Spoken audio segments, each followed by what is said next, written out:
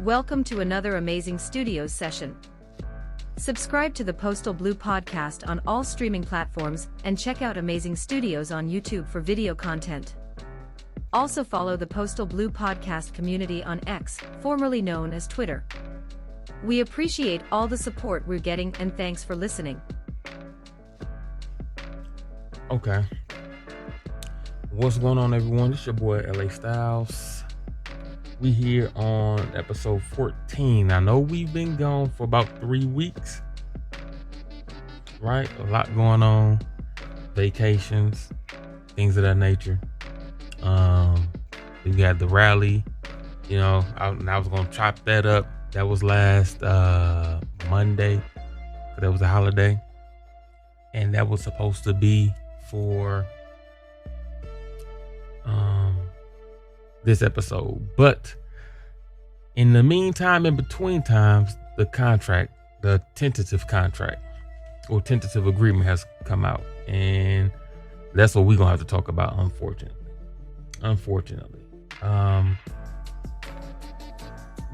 Listen, this is we're gonna start by saying this is a vote no.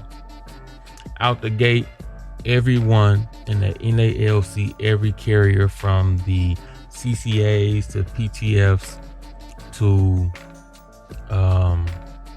the regulars, this is a vote no.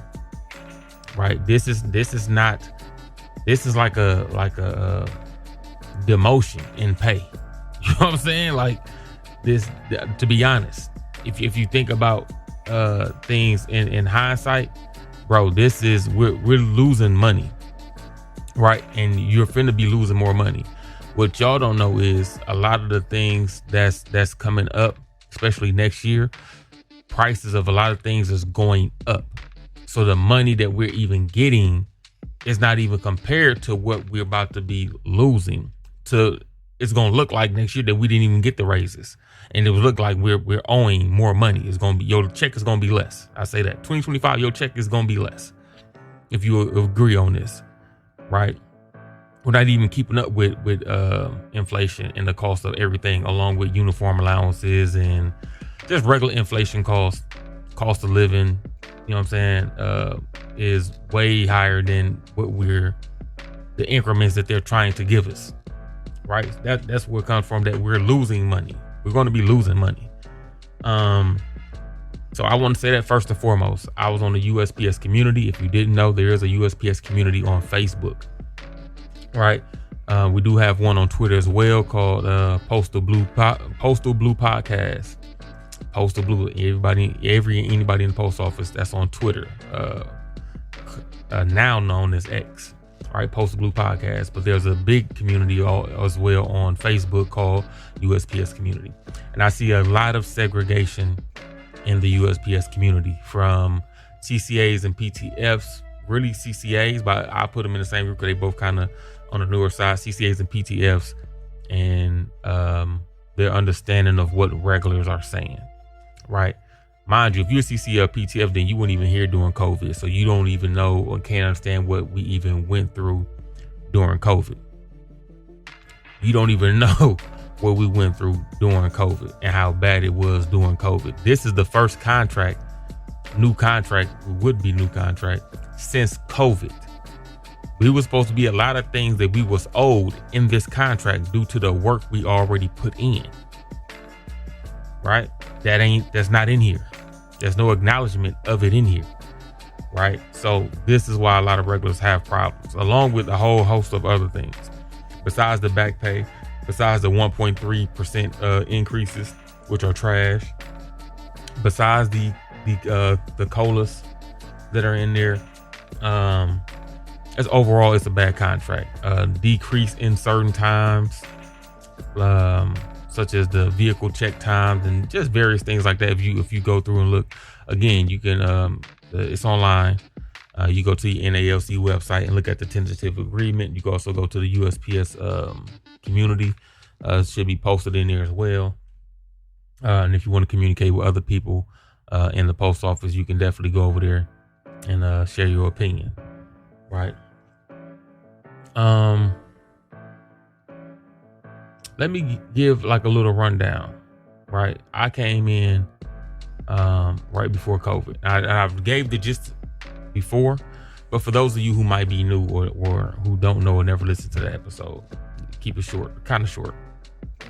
COVID was bad. I came in March of 2019.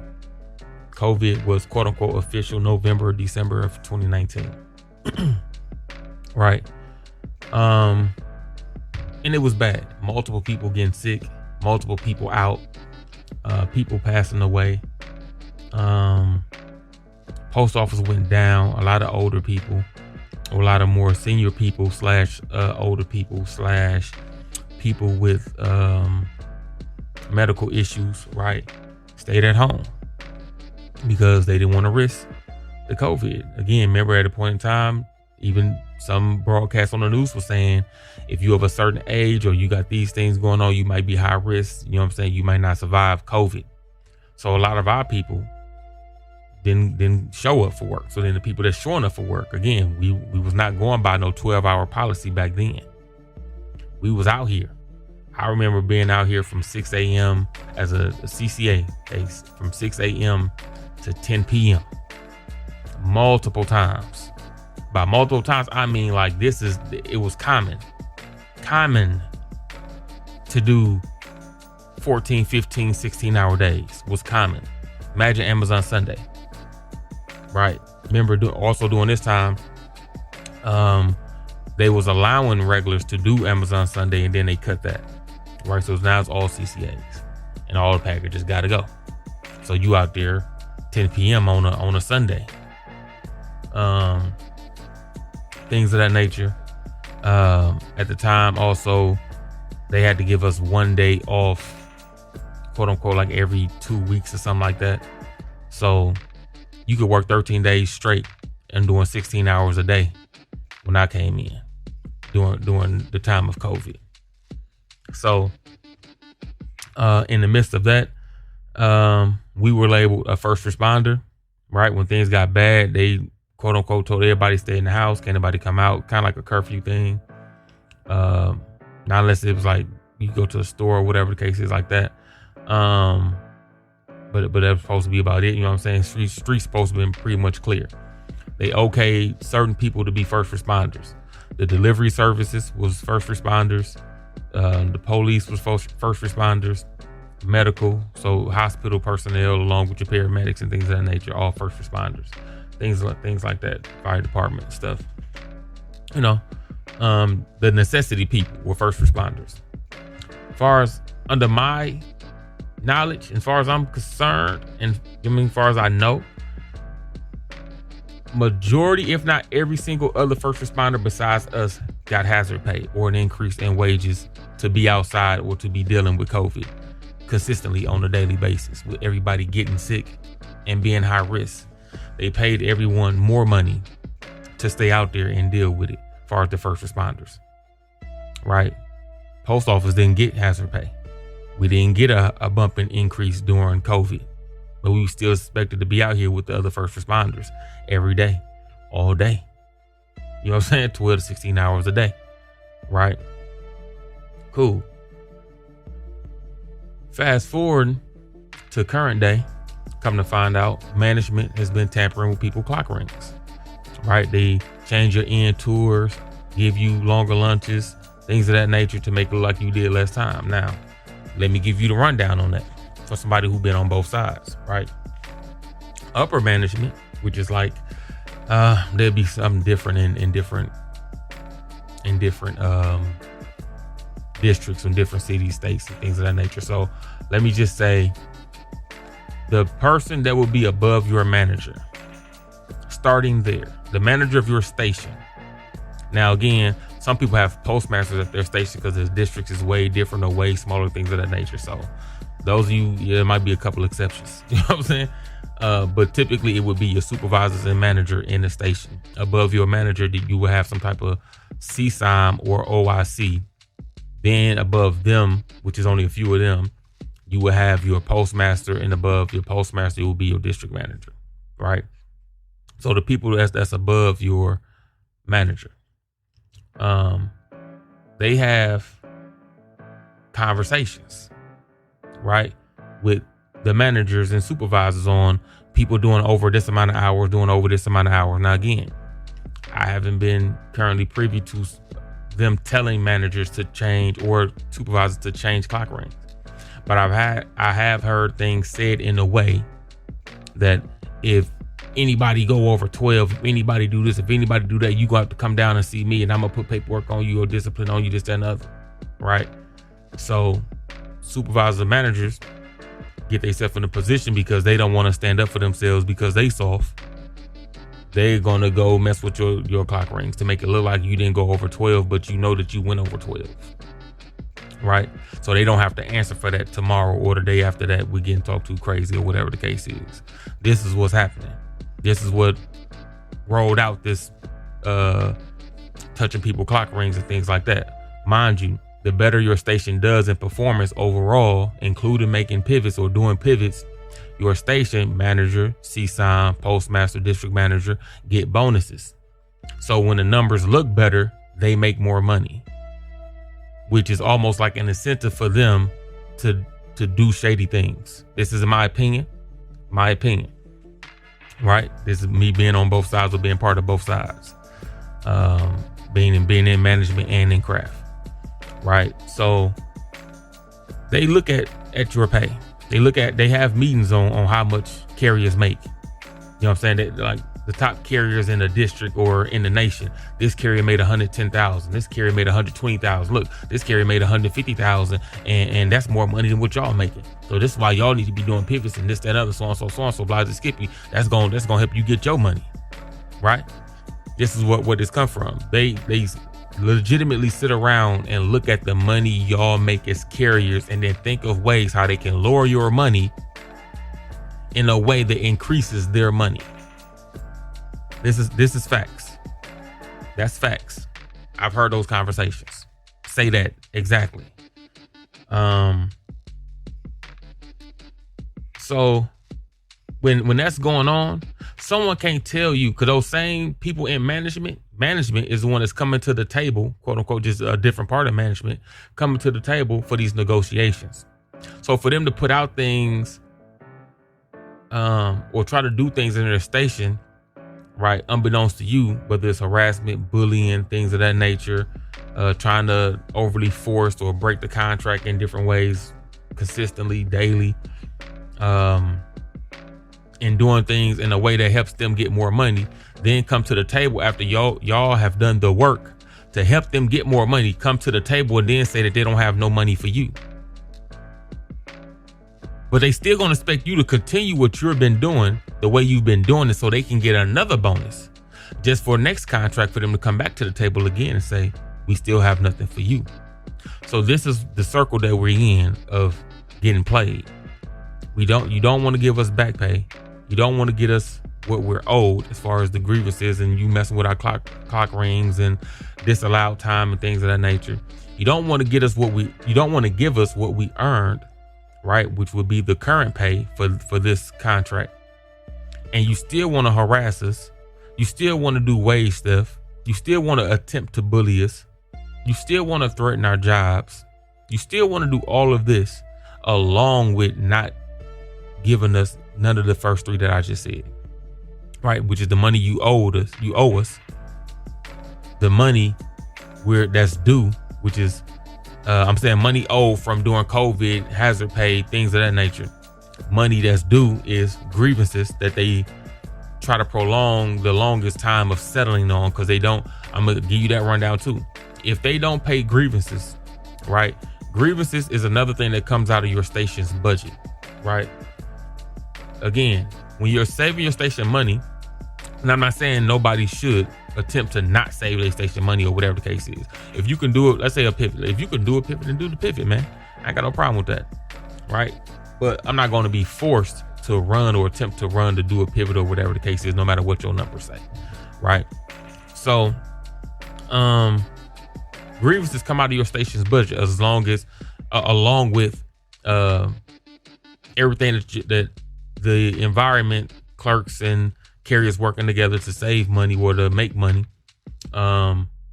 goes into or out of the station's budget. right?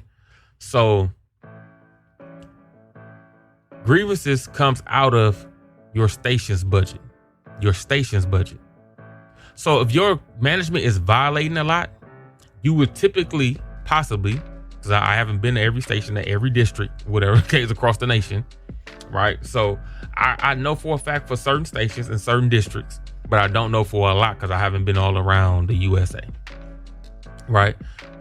Because they violate so often that they have a high, not a high budget, but they know that they're gonna have a high payments for grievances. So what they do is try to prolong grievances, paying them for a certain period of time because they know that money's gonna come out their budget. Now, as long as they hit whatever that time frame is, by the time that time frame closes, if they under their budget by a certain percent, they get another bonus. So then typically after they get their bonuses is when you will see them pay their grievances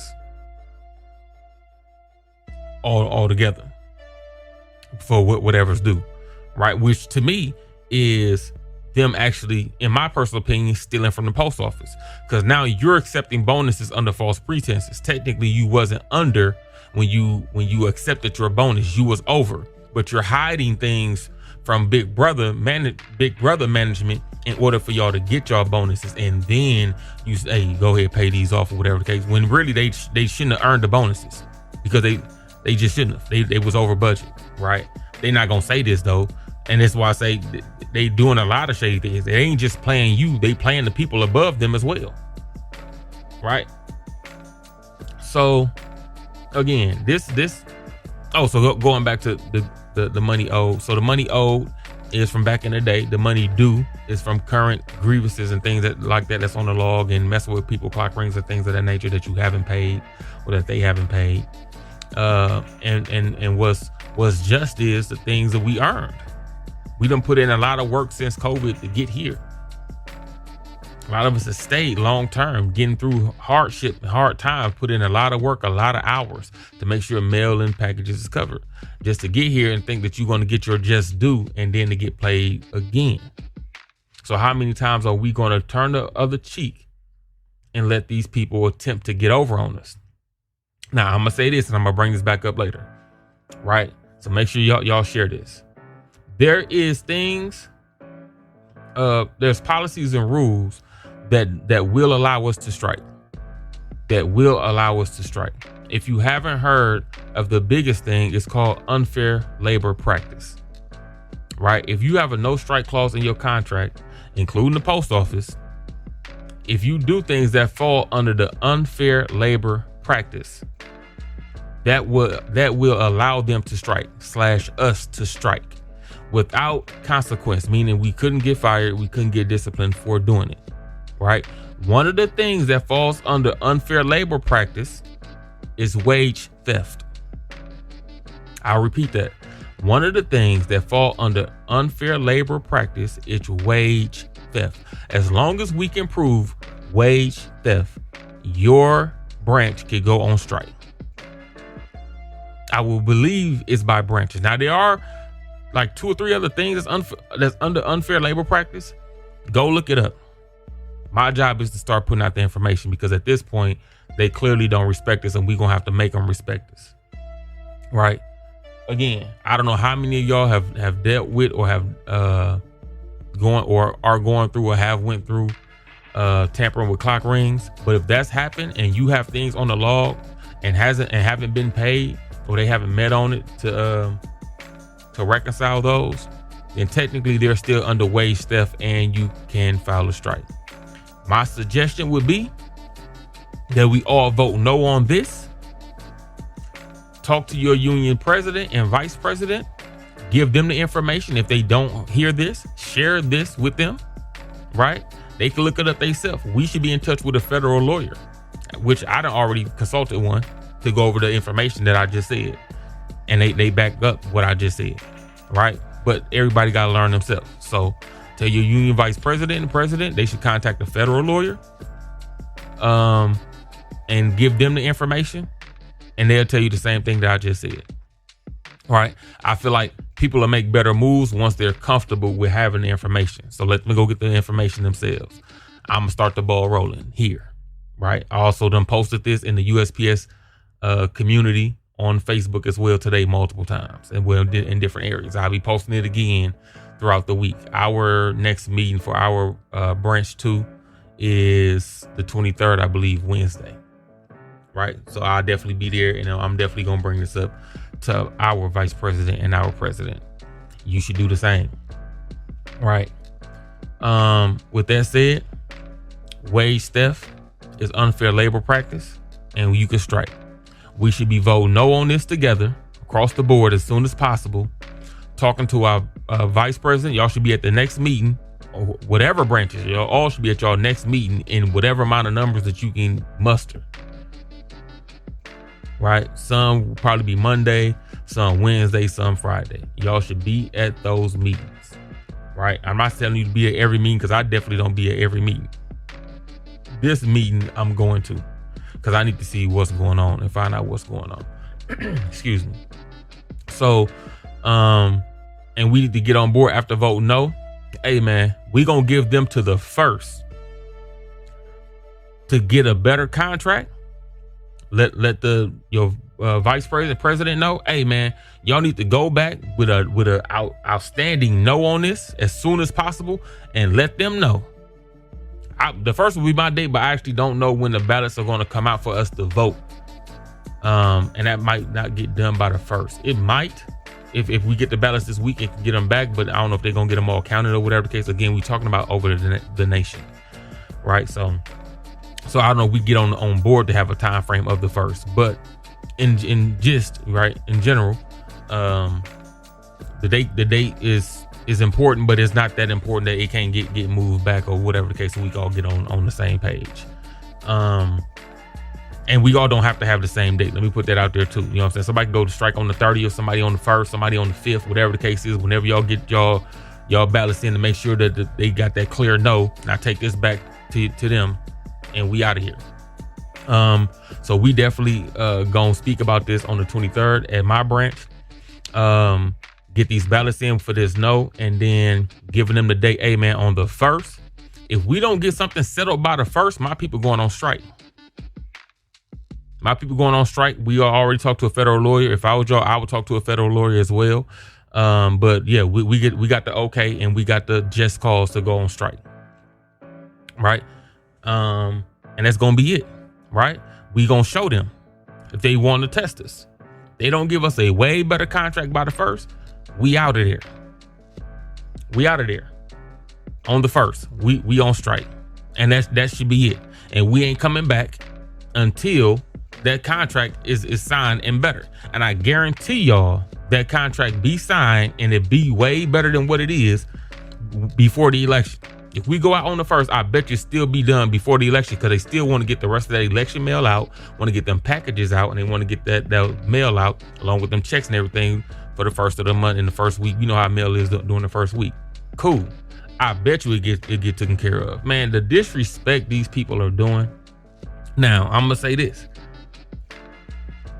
With the tentative agreement being the way it is, I'm starting to want to see what the union went to the table with, because it's hard to believe that y'all went to the table with anything substantial and came back with this. If you did, then that's management slapping y'all in the face. This the union. This the management slapping y'all in the face and playing y'all for fools. Clearly. Because you couldn't have got anything that you actually wanted. I don't know if y'all working with management or y'all that far removed from carrying mail. I don't know what it is, but that's why I have to start to suspect. Right? Either that, and they laughing in y'all face, playing in y'all face with that, thinking it's a joke, or you're laughing and playing in our face, the carriers, thinking it's a joke. One of the two is happening. Right now, this is what it is, and I'm gonna put this out there as well. Again, I've talked to a lawyer myself already personally. If the union don't got the balls to do it, again, this is information. Call a federal attorney, ask them about unfair labor practices, ask them about wage theft, in unfair labor practices. Ask them, if you have a no strike clause, does that allow you to strike? Go get the information. When you say, because I'm trying to give y'all the benefit of the doubt. So let's just say y'all went to the table and felt like y'all didn't have a winning hand, when really you should have talked to the carriers first, got what they wanted, but you didn't do that. At least I don't believe you do that, because I didn't see anything that asked me on my opinion on what y'all should be going to get. But that's and I asked a lot of other carriers, they said they didn't get anything either. So I don't know what y'all went to the table with. That's neither here nor there right now. Right? So let's just say for whatever reason you don't have a winning hand. I'm giving you a winning hand. I'm giving you the trump card. This is the big joker. Right? We can strike. That's in the back pocket. Put management on notice. Hey man, this is what it is. If we don't get whatever by the first, we're going on strike. And because again, they done already violated. It's already in. We already got the paperwork that they violated for wage theft. Wage theft is unfair labor practice. If any company that has a no strike clause does unfair labor practice, it allows that group to strike. These are facts. These are facts. Not nothing I'm making up. Again, everybody look this up on your own. Everybody who's listening to this episode should be looking this up, getting the information, go down a rabbit hole. And then when your union meeting come up, everybody should be bringing this information to their vice president and their president. Because at that point, if y'all don't use the information, because again, I'm under the assumption that maybe y'all don't got no winning hand. That's why you came back with this bull crap. We giving y'all a winning hand then. We giving you the help that you need to get us as a whole what we need. If you don't, then I got to assume that you with management. After that, again, me personally, I'm going to go ahead and pull the trigger on the lawyer stuff myself, and I'm just going to do a class action. Myself, I started if it needs to happen, and let it wipe across the country in a class action. We can do that. But then after I do that, I will have to put paper on the union for y'all not doing your job as well. Again, y'all represent us, and you have to represent us to the best of your abilities, not the best to management abilities. And I feel like if y'all don't use the information to help us, again, we trying to help you help us, then there's no way that you're for us. There's no way that you're for us. That's how I feel. That's how I feel. Y'all let management get away with way too much to come back to the table with this. And I don't know if y'all thought management respect y'all for letting them get away with things or whatever the case. So y'all got some type of brotherhood or brothership, or you and whoever you meeting with on these friends or schoolmates, fraternity brothers or something.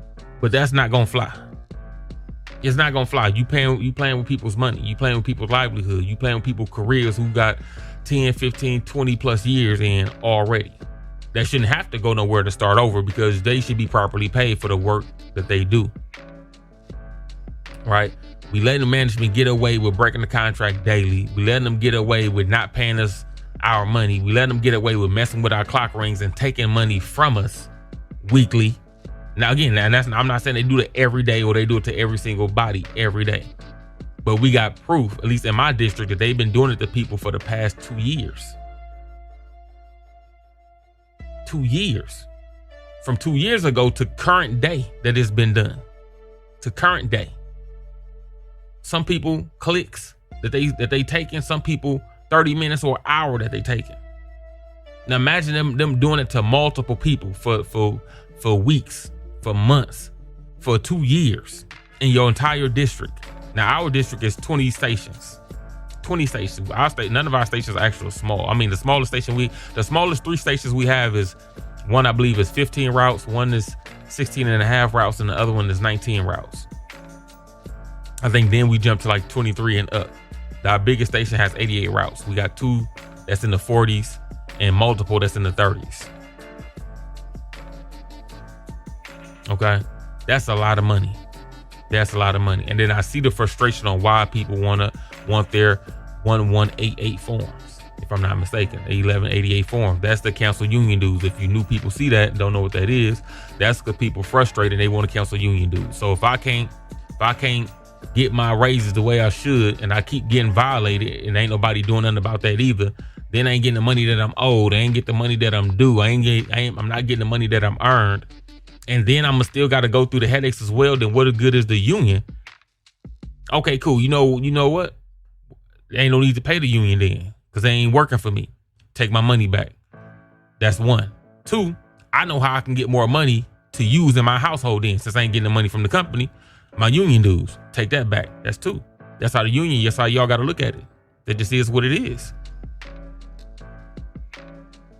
It is what it is. Ain't nobody saying that they need more money so they can be rich. Clearly they need the money that they feel like they need the money for, whatever they need the money for. You know what I'm saying? So that just, it is what it is, man. Again, we could go over some things of the contract. The 1.3% is trash. Again, most management across the nation just got a 10 to 20% raise. And again, the lowest person on the totem pole is a supervisor, and they start off making $79,000 a year. Well, they can make anywhere between $79,000 and $91,000 starting. Typically, management gonna always, or the company side gonna always give them the $79,000, right? Because they gonna always lowball everybody. You know what I'm saying? So the lowest person on total poll is $79,000. That's the lowest, right? Then your managers get into, on the lowest, $85,000 on the lowest. That's not to count their bonuses and things. We talking about just what they make annually. Then your CSOMs probably more in the 90s or just over the 100,000. Your postmasters 100,000+. Your district manager 100,000+, maybe 120, 130,000, something like that. They just all got a 10 to 20% raise. So let's just go on the low end with a 10%. So if somebody's at 79,000, it's actually like 79,400, whatever the case is, 500, whatever. So they're gonna say 80,000. 10% bonus is $8,000. $8,000. So your closer just got $8,000. We put them all on the low end. Your opener just got $8,000. That's $16,000 total, and your manager probably just got about $10,000. Okay, that's $26,000 just in 3 people in management in your office, and your station didn't even get a fraction of that with a 1.3% raise. And who did the work? Now, I seen someone in the USPS comments, USPS community comments saying something about why we count management pockets and how much they make. I had to clarify to him, right? But shout out to him.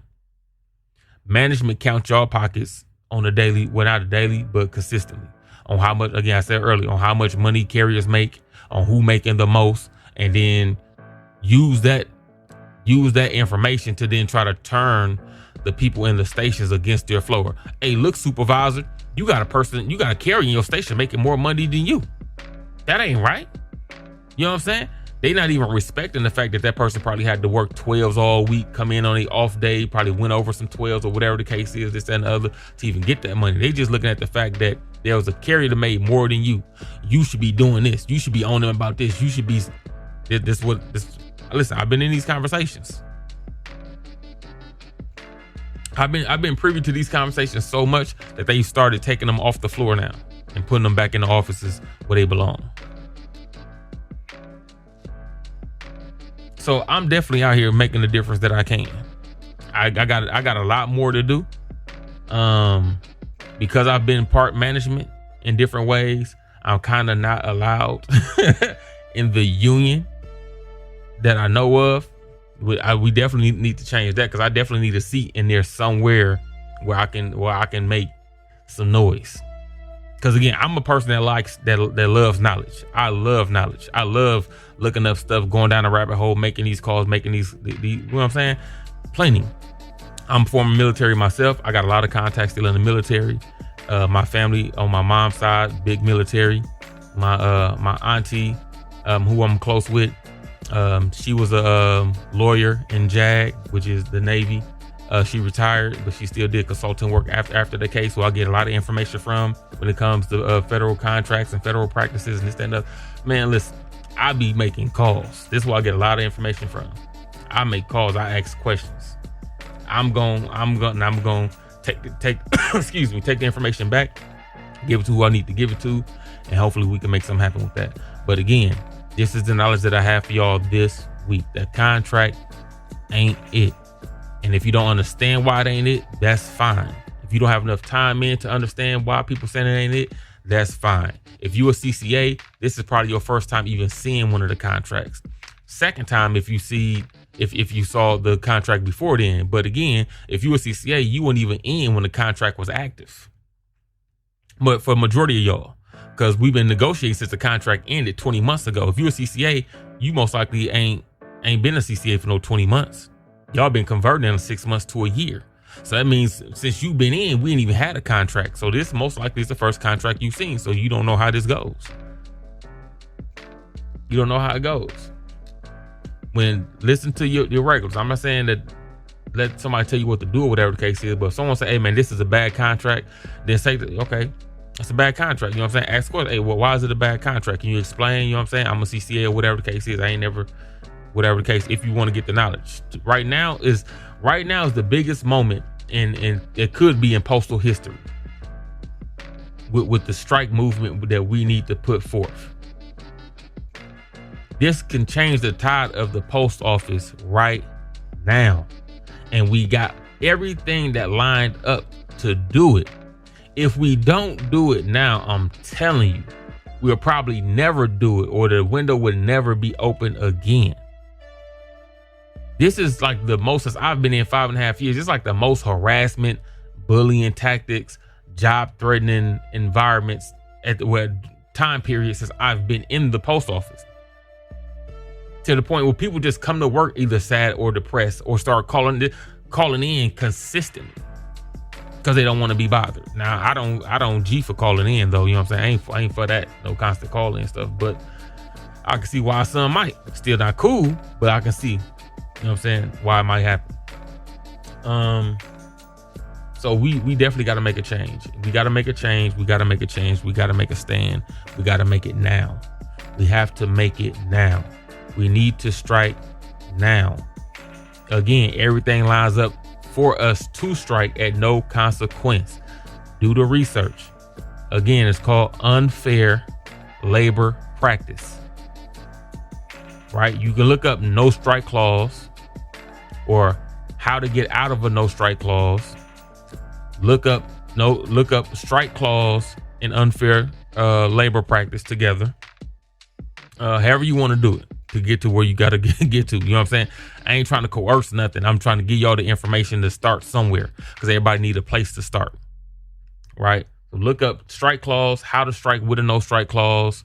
Can you strike with a no strike clause? It's going to say, no, you cannot strike with a no strike clause, even with a hostile work environment or harassment or whatever the case is. That's what EEOs are for. Right? You can do EEOs. That's what EEOs are for. But then as you go down, it's going to say unless or whatever, unfair labor practices. Oh, I can strike with unfair labor practice. Then go look up what's unfair labor practices, what falls under unfair labor practices. Then there's going to give you like a list of like 6 or 7 things under unfair labor practices. When I last looked it up, there's actually like 3 things in the list that we can use for unfair labor practices to strike. Wage theft is not the only one. Right? So again, know what those things are.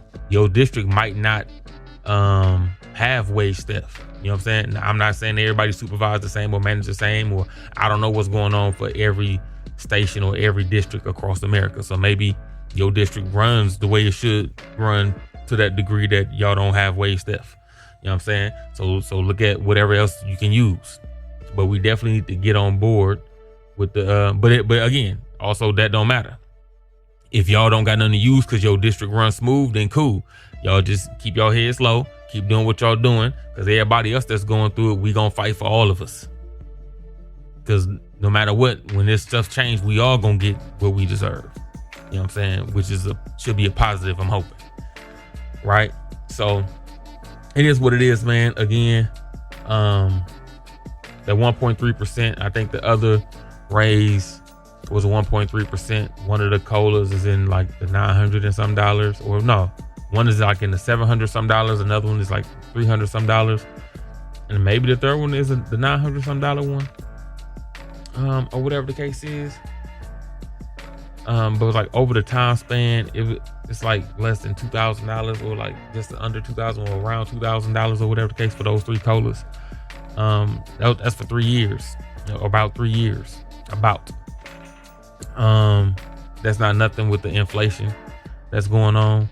And again, we haven't gotten any of those because we haven't had a new contract. So that's money that's been held up. But again, it's petty money anyway, because we deserve way better than that. So there is no accepting what's in that paperwork right now, especially given the fact of how much money that the post office keeps spending. But they always come up short when it comes to carriers, or attempt to come up short when it comes to carriers. Post office just signed another contract not too long ago to get those new duck-looking vehicles. Contract worth billions to get that vehicle, right? That's not a bad thing. I'm not saying that's a horrible thing by any means, but they just signed a contract a few years before that to get the Mercedes Metris for some billions of dollars. We all don't even have the mattresses that we supposed to have. That contract was in billions. Before that contract, they had the ProMasters. For that contract, we all don't have ProMasters, but the post office had to honor those contracts. They had to pay those billions regardless. So you can't say that you don't have the millions to give us, but you have billions to waste on contracts that you're not even fulfilling, because you can't even make your mind up on vehicles. This is just things I'm throwing out there. Again, I'm just throwing out information. When the post office, oh man, we lost $9 billion. We lost, they spend so much money. They spend so much money that is crazy. That is crazy. But don't give it to the main workers to make sure the mail and the packages get out at all times. Right? Everybody's job is to assist us. Everybody's job is just to get the mail to the stations. We the one that gotta get it to where it gotta get to. Right? Carriers is the only people in the post office that I've seen pretty much do everybody else's job. I've seen carriers do clerk work. I've seen carriers do custodian work. I've seen carriers do supervisor work. I've seen carriers do manager work. I've seen carriers do a multitude of different things. I've never seen a clerk go carry no mail. Supervisor ain't carry no mail. No manager ain't carry no mail. Ain't no truck driver carry no mail. Ain't no mail handler carry no mail. Not unless they was a previous craft. A carrier can come into a station with nobody there, and carriers, for the most part, gonna get majority of that stuff out of there. I don't know if all, because it depends on how many of us there that day, but they gonna start putting mail up. They're gonna start putting the DPS up. They can go over the routes, see who here, see who not here. All right, they can throw packages. Probably ain't gonna do the hot case, but we know how to do the hot case, right? And divvy up majority of the overtime and go about our business. And mail and majority of the mail packages will still get done that day. I'm gonna say majority because again, I don't know how many of us will be at work that day. Right, so on any given day, if we had a full staff, it'll still be straight. If carriers don't come in and just managers, supervisors, and clerks come in, ain't no mail moving. Ain't no mail moving because they ain't gonna go carry it. Carriers, when the station is short, will fall in and do other people's work. But don't nobody that's not in the carrier craft want to do our job. That says a lot about our job. Clearly, it ain't easy if don't nobody want to do it. But we do all y'all's just to help us get out the office. Like, that don't make sense. But we shouldn't get paid. We should be the last people to get paid.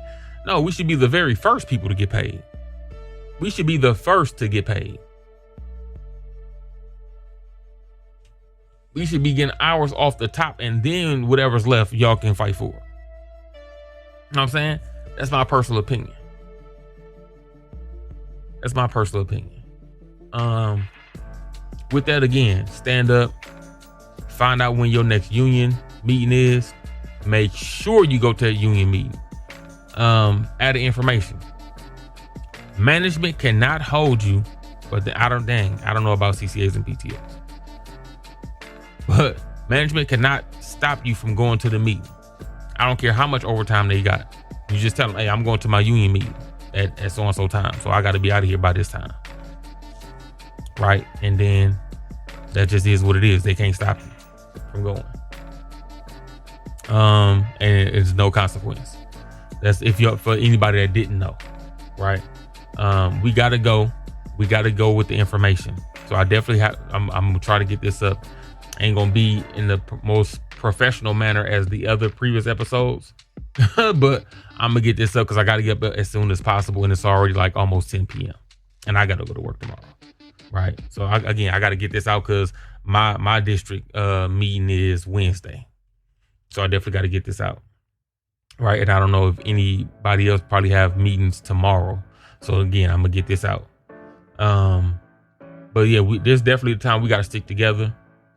All for one for all, and the better contract is going to benefit all of us. That's why it shouldn't be no division in it. We all got to be on the same page. All got to be on one accord, right? So to that, my brothers and sisters, y'all make sure to stay safe. Keep your head on the swivel, depending on what area you're in. Maybe it don't matter what area you're in. Keep your head on the swivel, watch your back. Everybody need to go home the way they came. With that, we don't tolerate harassment. We don't tolerate hostile work environments. They got EEOs for that. Talk to your steward. Get the information. We got episodes on that as well. Get the information. Put your paperwork in. Get to your next union meeting. Voice your opinion. Make sure we're voting no on this contract. We're voting no on this contract. That's not an option. This contract is not an option, and it's not negotiable, which is why we have to strike under the given clauses that's available. We are able to strike when one of the things is wage theft. We can strike with wage theft. Okay? We need to get on board. Let's go. Get it moving. And also with that, we know that we're not going to be out long term. Along with that, we know we're not going to be out long term. UPS threatened to go on strike and had whatever $5 or $6 increase before the strike even happened. They never even had to strike. They didn't even have to strike, right? Because they knew what would happen with all that stuff on the floor and not getting done. Same thing with us. You know how much mail and packages not going to get done. But let's say even they test us. Cool, strike anyway. Everybody, we on strike. And if you need to, get your side hustles ready. Go into your little driving apps, things like that. And we on the driving hustle until they fall in line. But they gonna fall in line because, again, it's also political season. So they gonna have plenty political mail just sitting there. Along with the mail and packages, right? So this is the time, man. This is the time. It is what it is, man. I'm not gonna keep y'all too long. Get the information. Start doing your research. Look up everything that I said now. Again, look up no strike clause and strike clause. Look up unfair labor practices. And then again, talk to your people. Talk to your coworkers. Hey man, did you read this? You look up this. Hey, when you read this, talk to your steward, talk to your safety captain, and then make sure you're at your meeting. Y'all should be asking y'all vice president and president, man, we got to get on board. What is this? Is this information true? I heard this on the podcast. Then I looked it up. It's true. This is what it says is true. Is we gonna do this? Can we use this? What's going on? Are y'all finna take this to the table? What do we need to do this? We need to be our next move.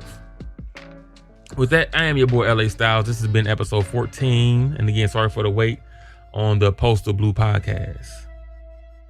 Okay. Postal Blue podcast. Y'all make sure to check out the USPS community. That's what it's called, USPS community on Facebook. Your branch might have a Facebook page as well, because our branch does, which is branch 2. I think it's called NALC branch 2, which is ours for Milwaukee district. So you might have your branch might have a Facebook page where they post things up there. And then you can also look at the Postal Blue community, called the Postal Blue Podcast. It's a community on X, formerly known as Twitter. All right, with that, we'll get up out of here.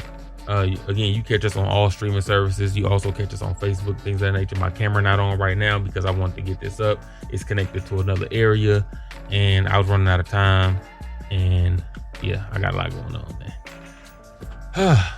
Strike. Subscribe to the podcast for all future episodes and make sure to share with someone. We appreciate everyone, and there's a lot more to come.